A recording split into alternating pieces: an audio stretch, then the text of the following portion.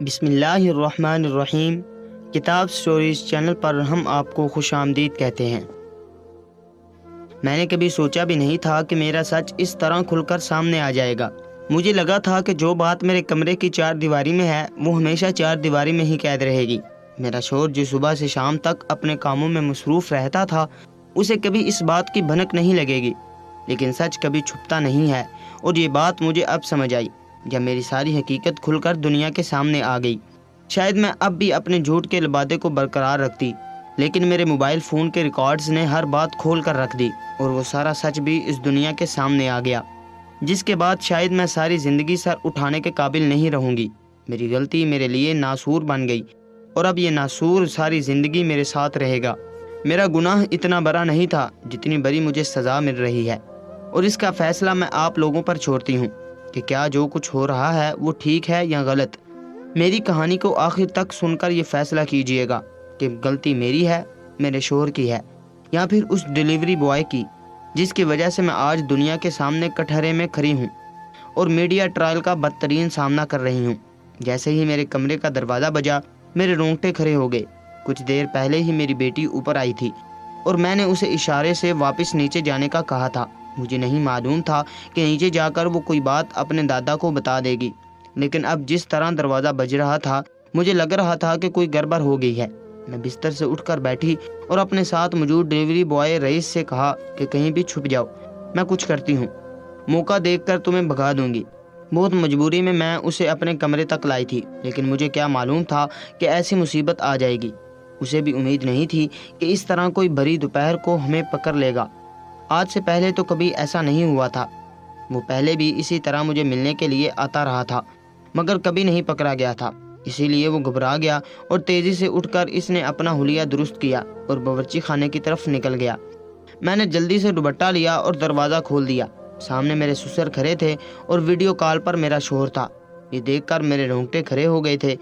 میں نے سوچا بھی نہیں تھا کہ میرے سسر میرے شوہر کو ویڈیو کال ملا کر میرے دروازے پر آئیں گے۔ میرے سسر غصے میں کہنے لگے، بتاؤ تمہارے ساتھ اوپر کون تھا؟ ابھی مجھے تمہاری بیٹی نے آ کر بتایا ہے کہ یہاں کوئی آدمی تھا۔ مجھے تو پہلے سے ہی اندازہ تھا کہ تم میرے بیٹے کی غیر موجودگی میں کیا کچھ کرتی ہو، لیکن میں تمہارے بچوں کی وجہ سے خاموش تھا۔ لیکن آج تمہاری بیٹی نے خود تمہاری پول کھول دی ہے۔ میں سسر کی بات کو تو ٹھیک طرح سے سن ہی نہیں پائی تھی، کیونکہ میری نظر موبائل فون پر تھی جہاں سے فرحان مجھے دیکھ رہے تھے، اور وہ بھی میرے جواب کا انتظار کر رہے تھے۔ ان کے چہرے پر جس طرح کے تاثرات تھے وہ دیکھ کر میرے قدموں تلے زمین نکل گئی تھی۔ میں جان گئی تھی کہ آج میرا جھوٹ پکڑا جائے گا، میری حقیقت بے نقاب ہو جائے گی۔ میں نے گھبرا کر کہا، ابا کوئی ڈاکو گھس آیا تھا، اس نے مجھے ڈرایا دھمکایا تھا، اور اس نے یہاں میرے پوشن میں ڈکیتی بھی کی ہے۔ میں نے کچھ عقل مندی کا مظاہرہ کیا تھا اور دروازہ کھولنے سے پہلے ہاتھ مار کر الماری سے کچھ کپڑے یہاں وہاں بکھیر دیے تھے۔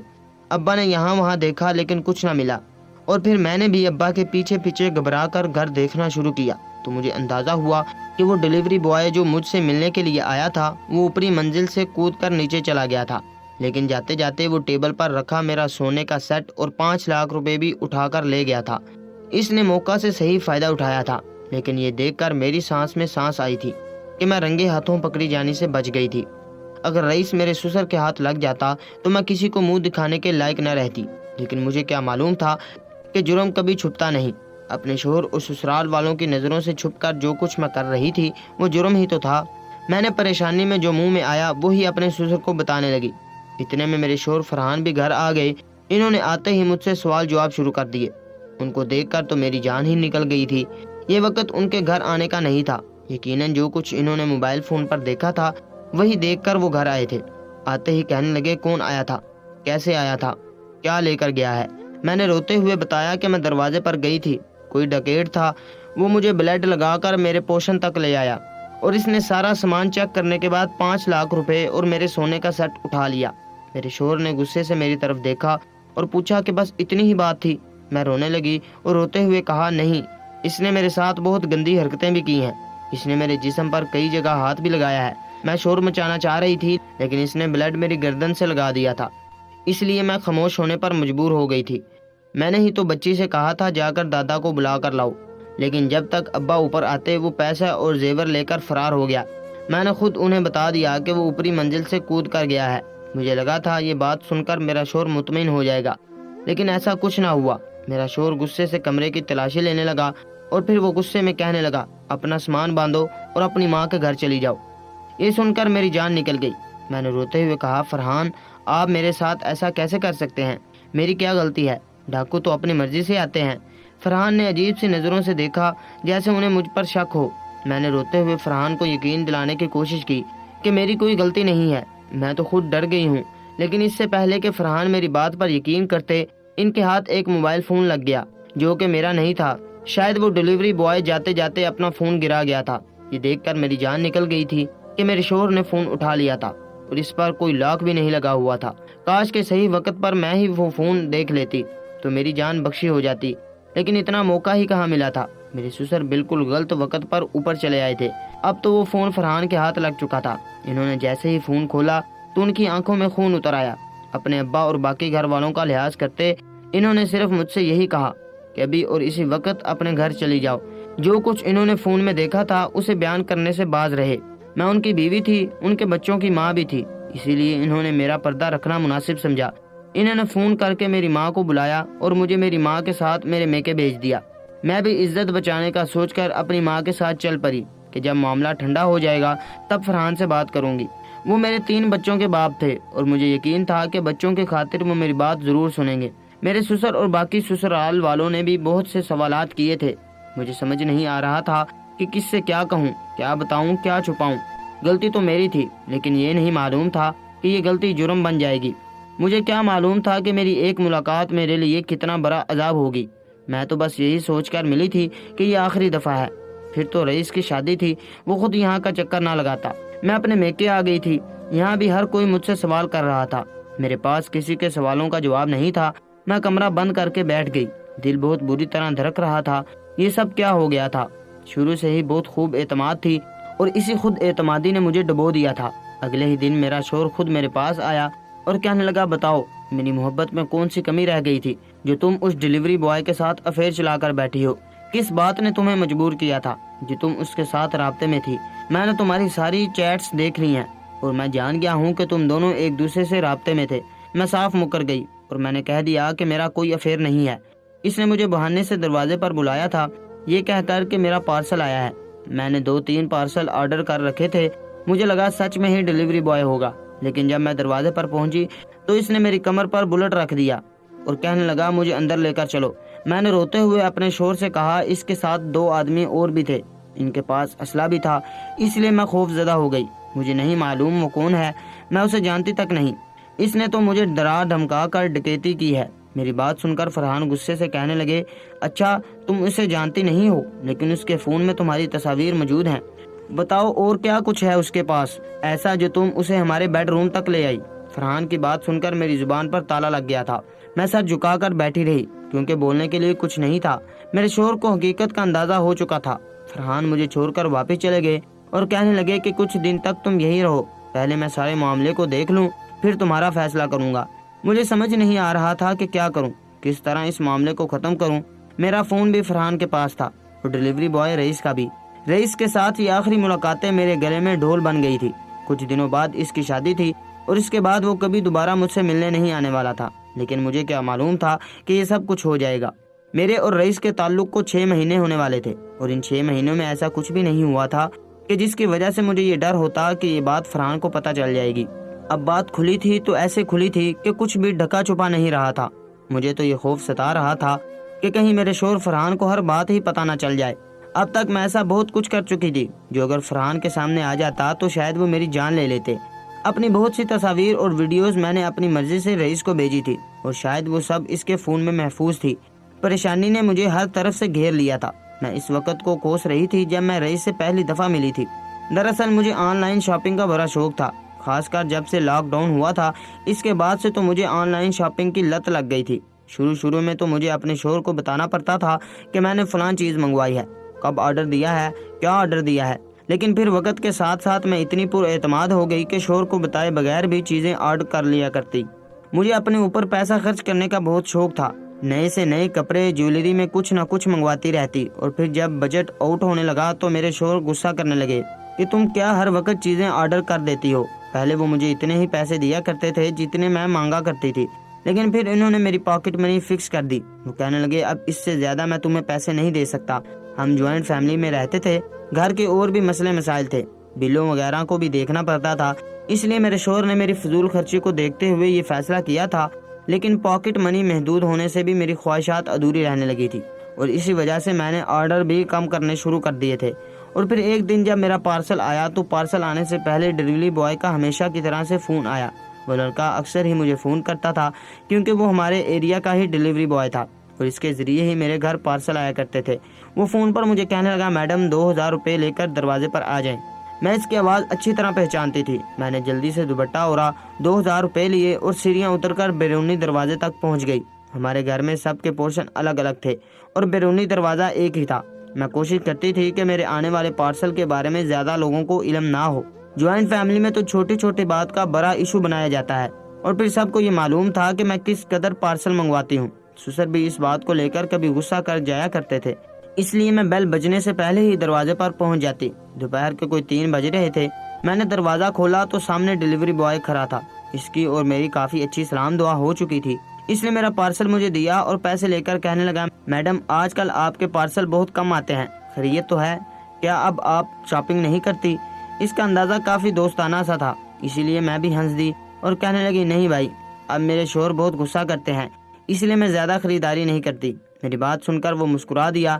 اس نے کاغذ پر مجھ سے دستخط لیا اور واپس لوٹ گیا، لیکن مجھے نہیں معلوم تھا کہ وہ میرا نمبر اپنے پاس محفوظ کر لے گا اور مجھے دوبارہ فون کرے گا۔ اس پارسل کو 1-2 دن بھی نہیں گزرے تھے کہ میرے پاس ایک انجان نمبر سے میسج آیا، اور پوچھنے پر پتا چلا کہ وہ وہی ڈیلیوری بوائے ہے۔ میرے 3 بچے اسکول گئے ہوئے تھے، میرے شوہر فرحان اپنی نوکری پر تھے، میں اپنے پورشن میں اکیلی تھی، اس لیے اس لڑکے سے بات کرنا میرے لیے کچھ مشکل نہیں تھا۔ میں نے اس کے میسج کا جواب دیا تو اس نے مجھے فون کر دیا، اور پھر ہماری بات چیت کا سلسلہ شروع ہو گیا۔ وہ بہت ہی اچھا تھا، اس کا نام رئیس تھا۔ وہ میری خوبصورتی پر دل ہار بیٹھا تھا اور کہہ رہا تھا کہ اگر میں شادی شدہ نہ ہوتی تو وہ میرے لیے رشتہ بھیج دیتا۔ اس کی یہ بات سن کر تو میرے دل میں جیسے جل ترنگ بج اٹھے تھے۔ کون سی عورت ایسی ہوتی ہے جو اپنی تعریف سن کر خوش نہیں ہوتی؟ فرحان کے پاس نہ ہی مجھے دینے کے لیے وقت تھا اور نہ ہی میری خواہشات پوری کرنے کے لیے پیسے۔ انہیں تو میری ہر خرچی فضول خرچی لگتی تھی۔ ان کے منہ سے اپنی تعریف سننے بھی مجھے عرصہ ہو گیا تھا۔ ایسے میں جب رئیس نے میری تعریف کی تو میرا دل خوشی سے باغ و بہار ہو گیا۔ شیطان غالب آیا تو میں صحیح اور غلط کا فرق بھول گئی اور رئیس کے ساتھ ایک نئے رشتے میں بندھ گئی، جسے شروعات میں ہم نے دوستی کا نام دیا تھا۔ اور یہ دوستی ہم دونوں کو ہی غلط نہیں لگتی تھی کیونکہ ہم نے کچھ غلط نہیں کیا تھا، مگر دھیرے دھیرے بات کال سے ویڈیو کال پر آئی اور پھر ہم ایک دوسرے کے ساتھ تعلق بناتے چلے گئے۔ فون سے شروع ہونے والا تعلق کب بیڈ روم، پارکس اور کیفیٹیریا تک پہنچ گیا، ہمیں پتہ ہی نہیں چلا۔ ہمارے رشتے کو 4 مہینے گزرے اور ہم دونوں ایک دوسرے کے اتنے قریب آ گئے کہ ہم نے ہر حد پار کی اور ایک دوسرے کے ساتھ وہ تعلق بھی بنا لیا جو شدید گناہ ہے۔ جوائنٹ فیملی کے ہوتے ہوئے بھی میں نے اسے اپنے گھر ملنے کے لیے بلا لیا۔ وہ پارسل دینے کے بہانے آتا اور میں موقع دیکھ کر اسے اپنے پورشن میں لے آتی۔ ہم دونوں کچھ دیر ایک ساتھ گزارتے اور پھر وہ چلا جاتا۔ اسے اس راستے تک لانے والی میں ہی تھی کیونکہ میں اکثر اسے اپنی ایسی تصاویر اور ویڈیوز بھیجتی کہ وہ خود بخود دیوانہ ہونے لگا۔ یہ سب کر کے مجھے مزہ آتا تھا، سکون ملتا تھا۔ میرے شوہر کے پاس مجھے دینے کے لیے کچھ بچا ہی کب تھا۔ 3 بچے ہونے کے بعد سے وہ ذمہ داریوں میں ایسے گھرے تھے کہ تھکے ہارے گھر لوٹ آتے تھے اور پھر ٹھیک طرح سے بات تک نہیں کر پاتے تھے۔ ایسے میں رئیس میرے لیے کسی تازہ ہوا کے جھونکے کی طرح تھا۔ ہمارے رشتے کو 6 مہینے ایسے ہی گزر گئے تھے۔ شروع کے 5 مہینے تو بہت اچھے تھے، لیکن آخری کے مہینے میں رئیس کچھ بدل سا گیا تھا۔ اس کی شادی کے دن قریب آ رہے تھے اور وہ مجھ سے جان چھڑانا چاہتا تھا۔ اس کے پاس زیادہ پیسے بھی نہیں رہے تھے جو وہ مجھ پر لٹا سکتا۔ مجھے بھی اندازہ ہو گیا تھا کہ شادی کے بعد وہ پھر کبھی مجھ سے بات نہیں کرے گا، اسی لیے میں نے اسے آخری دفعہ ملنے کے لیے بلایا تھا۔ میرے کہنے پر وہ دوپہر کو ہمارے گھر چلا آیا اور میں نے موقع دیکھ کر اسے اپنے بیڈ روم میں بلا لیا۔ میری بیٹی نہ جانے کیسے وقت سے پہلے ہی ٹیوشن سے واپس آ گئی اور اس نے مجھے اور رئیس کو ایک ساتھ دیکھ لیا۔ میری تو جان ہی نکل گئی تھی۔ میں نے اسے اشارہ کیا، میں چاہتی تھی کہ وہ خاموش رہے، لیکن پتہ نہیں اس نے کیا مطلب لیا اور سیدھے اپنے دادا کے پاس پہنچ گئی اور پھر انہیں اوپر لے آئی اور یہ بات اس طرح کھل گئی۔ اب میں کسی بھی طرح اس بات کو جھوٹ میں بدلنا چاہتی تھی، لیکن جھوٹ کے پاؤں نہیں ہوتے۔ میرے شوہر مجھے کچھ دن کے لیے میکے چھوڑ گئے تھے، لیکن پھر خود ہی آ کر واپس لے گئے کیونکہ انہیں بچوں کی یاد ستا رہی تھی۔ البتہ وہ خاموش تھے کیونکہ وہ سچ اور جھوٹ کے بیچ میں الجھے ہوئے تھے۔ میں نے پیار محبت سے انہیں اپنی لچھے دار باتوں میں گھما لیا تھا اور ان کے ذہن میں یہ بات بٹھا دی تھی کہ رئیس ایک برا آدمی تھا جو مجھے بلیک میل کر رہا تھا اور کچھ رئیس کی فطرت بھی ایسی ہی تھی، اسی لیے فرحان کو یقین آ گیا۔ میں پرسکون ہو گئی کہ یہ معاملہ ختم ہو گیا ہے، لیکن مجھے کیا معلوم تھا کہ میرے شوہر کے اندر بدلے کی آگ جل رہی ہے۔ میرا موبائل فون ابھی میرے شوہر کے پاس تھا۔ انہوں نے رئیس کے دوسرے نمبر پر میسج کیا اور میرے نام سے میسج کر کے لکھا کہ میں تم سے ملنا چاہتی ہوں، میرا شوہر اس وقت موجود نہیں ہے تو آ جاؤ۔ رئیس کو مجھ سے اپنا فون واپس چاہیے تھا کیونکہ اس کے فون میں اس کا کچھ ضروری ڈاٹا موجود تھا۔ یہ بات مجھے بعد میں میرے شوہر کے ذریعے پتہ چلی تھی کہ اس آدمی کے بہت سی لڑکیوں کے ساتھ تعلقات تھے۔ ڈیلیوری کرنے کے ساتھ ساتھ وہ یہ ساری گندی حرکتیں بھی کیا کرتا تھا۔ جس کسی لڑکی کی کوئی کمزوری ہاتھ آ جاتی اسے بلیک میل کر کے اس کے ساتھ تعلق بناتا، اور کچھ لڑکیاں تو اس کا حسن اور جوانی دیکھ کر خود ہی اس پر فریختہ ہو جاتی۔ اسی لیے جب میرے شوہر فرحان نے اسے کہا کہ ملنے کے لیے آؤ اور اپنا موبائل فون واپس لے جاؤ تو وہ راضی ہو گیا۔ میرے شوہر نے اپنا اسلحہ نکال لیا اور جیسے ہی رئیس ہمارے گھر آیا، فرحان نے اسلحے کے زور پر اسے باندھ دیا اور ایک موبائل فون کے ذریعے ریکارڈنگ شروع کی۔ انہوں نے رئیس سے سوال جواب شروع کر دیے اور یہ جاننا چاہا کہ ہمارا تعلق کیسے بنا۔ رئیس نے ڈر کے مارے ہر بات سچ سچ بتا دی۔ اس کی بیوقوفی سے میرے جھوٹ کا پردہ بھی اٹھ گیا اور فرحان کو پتہ چل گیا کہ ہم دونوں باہمی رضامندی سے ایک دوسرے کے ساتھ تھے۔ یہ بات فرحان سے برداشت نہ ہوئی اور انہوں نے ایک پاس پرا ایک ڈنڈا اٹھا کر رئیس کو مارنا پیٹنا شروع کر دیا۔ اس قدر غصے میں تھے کہ انہیں اپنا ہوش بھی نہ رہا۔ میں نے انہیں روکنے کی کوشش کی لیکن وہ نہ مانے، یہاں تک کہ رئیس ان کے ڈنڈوں کی تاب نہ لا کر مر گیا۔ جب وہ مر گیا تو انہیں ہوش آیا اور پھر فرحان نے ایک بڑی سی چادر میں اسے لپیٹا اور میری مدد سے اسے گاڑی کی ڈگی میں ڈال دیا۔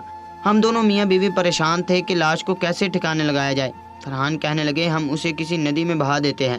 یہی سوچ کر ہم گھر سے نکل پڑے۔ تقریباً فجر کا وقت تھا لیکن کوئی ایسی جگہ سمجھ نہ آئی جہاں ہم لاش کو بہا سکتے۔ البتہ ایک نالے میں ہم نے اس کا فون اور وہ ڈنڈا پھینک دیا تھا کہ ثبوت مٹ سکیں۔ بہت دیر گھومنے کے بعد ہم ایک چھوٹے سے علاقے میں پہنچ گئے اور پھر وہاں ہم نے خالی جگہ پر رئیس کی لاش کو نکال کر پھینکا۔ اس پر پٹرول ڈال کر اسے جلا دیا تاکہ اس کی شناخت نہ ہو سکے اور یہ راز راز ہی رہ جائے، لیکن جرم نہیں چھپتا۔ وہی بات یہاں بھی سچ ثابت ہوئی۔ کچھ لوگوں نے پولیس کو خبر کر دی اور پولیس نے جب پوسٹ مارٹم کیا تو فنگر پرنٹس کے ذریعے سے انہیں پتہ چل گیا کہ یہ آدمی ڈیلیوری بوائے رئیس ہے۔ رئیس کے کچھ دوستوں کو ہمارے تعلق کی خبر تھی اور جو کچھ پچھلے دنوں ہمارے درمیان ہوا تھا وہ اس سے بھی واقف تھے، اسی لیے یہ بات پولیس والوں کے علم میں آ گئی اور پھر وہ سیدھے ہمارے گھر چلے آئے۔ شروع میں تو فرحان نے انکار کیا، لیکن پھر جب انہوں نے سختی کی تو فرحان نے جو سچ تھا وہ سب کچھ انہیں بتا دیا۔ قتل کا جرم ثابت ہوا تھا، اس لیے پولیس والوں نے انہیں گرفتار کر لیا۔ البتہ فرحان نے مجھ سے کہا تھا کہ وہ میرا نام ہرگز بھی نہیں لیں گے اور نہ ہی میں کسی بیان میں اس بات کو ظاہر کروں کہ میں ان کے ساتھ تھی۔ وہ چاہتے تھے کہ میری عزت دنیا کی نظروں میں بنی رہے تاکہ میرے بچوں کے مستقبل میں کوئی پریشانی نہ آئے، مگر جب پولیس نے ہر طرح سے تفتیش کا دائرہ کار وسیع کیا تو ہر بات کھلتی چلی گئی اور میرے موبائل فون اور فرحان کے موبائل فون کے ڈیٹا سے وہ ساری معلومات سامنے آ گئی جنہیں میں چھپانا چاہتی تھی۔ آج نہ صرف میرا شوہر حوالات کے پیچھے ہے بلکہ میں بھی سلاخوں کے پیچھے ہوں۔ میرے تینوں بچے در بدر ہو گئے ہیں اور یہ سب کچھ صرف اس لیے ہوا ہے کہ میں نے دین کی حدود کو پار کیا، اسلام کے دائرے سے نکل گئی اور ایک غیر محرم کی محبت میں اس کے ساتھ تعلق بنا بیٹھی۔ میں بھی یہ بھول گئی کہ میرے شوہر نے کبھی میرے ساتھ بے وفائی نہیں کی تھی اور یہ سب کرنے کا انجام صرف مجھے ہی نہیں بلکہ میرے بچوں کو بھی بھگتنا پڑے گا۔ جو کچھ ہونا تھا وہ ہو گیا، کئی خاندان برباد ہو گئے، میرے بچے رول گئے، میں اور میرا شوہر میڈیا ٹرائل کی نظر ہو رہے ہیں۔ ہر روز ہمارے بہت سارے انٹرویوز لیے جاتے ہیں، انہیں نشر کیا جاتا ہے۔ نہ جانے میرے بچے کیا کچھ دیکھ رہے ہوں گے، وہ میرے بارے میں کیا سوچتے ہوں گے، میں نہیں جانتی۔ میں تو بس اب لڑکیوں سے اتنا ہی کہنا چاہتی ہوں کہ مجھے دیکھ کر عبرت حاصل کریں۔ جو کچھ میرے ساتھ ہو چکا ہے اور ہو رہا ہے وہی آپ کے سبق کے لیے کافی ہے۔ کسی نامحرم کے ساتھ اس طرح کا کوئی تعلق نہ بنائیں کہ ساری زندگی پچھتاوے کا دکھ اٹھانا پڑے۔ میں آپ لوگوں سے یہ جاننا چاہتی ہوں کہ جو کچھ بھی ہوا اس میں اصل قصوروار کون ہے؟ کیا میرا شوہر جس نے مجھ پر بھروسہ کیا، میرے ہاتھ میں موبائل فون تھمایا، یا وہ رئیس جس نے میری کمزوریوں کا فائدہ اٹھایا، اپنی مرضی سے وہ میرے گھر مجھ سے ملنے آتا رہا، یا پھر میں جو اپنی ہر حد پھیلانگ گئی؟ آخر قصور کس کا ہے؟